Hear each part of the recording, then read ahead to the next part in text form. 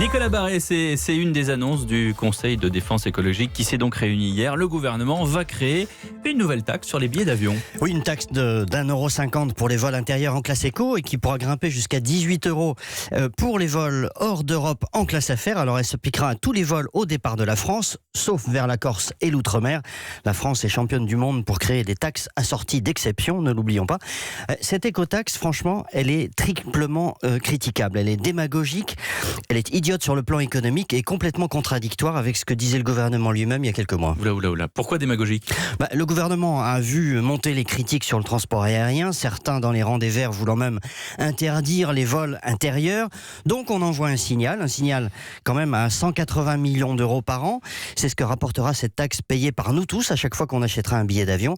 Or il faut savoir qu'il existe déjà 4 taxes spécifiques sur le transport aérien, plus des redevances pour par exemple payer les contrôles, ce qui fait que ces prélèvements divers et variés représentent déjà plus de la moitié du prix d'un billet d'avion. Au point où on en est, on ajoute donc quelques euros de plus pour faire plaisir aux Verts. Quelques euros de plus, ça ne changera pas les comportements, sauf peut-être des plus modestes qui devront prendre le train, et ça ne changera rien aux émissions de CO2. C'est donc de la démagogie pure, et en plus, c'est stupide sur le plan économique. Et pourquoi ça ? D'abord parce que ça plombe Air France par rapport à ses concurrents, forcément, puisque ce sont les vols au départ de la France qui sont taxés. Exactement. Mais le transport aérien, c'est un business mondial. Le taxer dans un seul pays, c'est absolument aberrant.